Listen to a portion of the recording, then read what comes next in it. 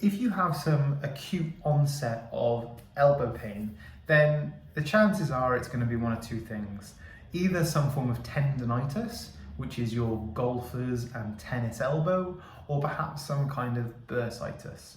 Bursitis is an inflammation of the bursa, and these are small fluid-filled sacs. Generally, this will happen on the back of the elbow, and you would see that actually there's a bit of swelling there.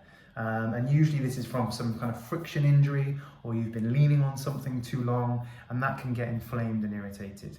And so in which case, a little bit of gentle compression on it, a little bit of heat to help the circulation and allow that to heal is really the most important thing. We don't actually want to treat that too much in the short term.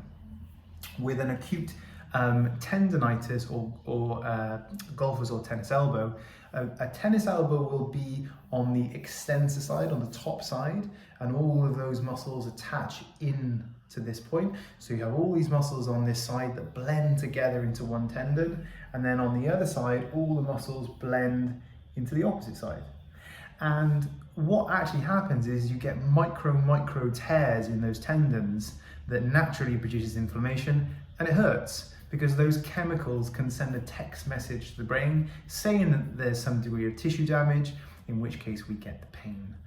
And so the most important thing for the acute management of these issues, and you can see more in our specific section on this in the diagnosis section of the website, is to wear a compression strap below the level of the bony point on the elbow to take the shock out when you're doing things.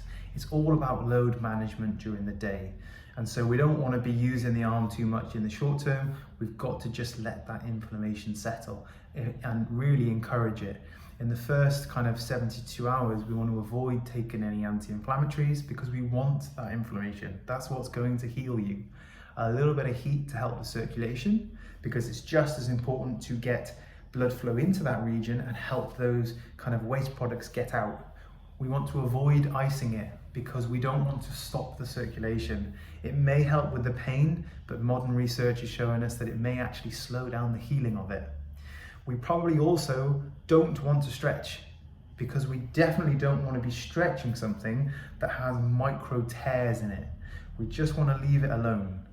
We don't want to be stretching it, we don't want to be strengthening it yet either. That can come later.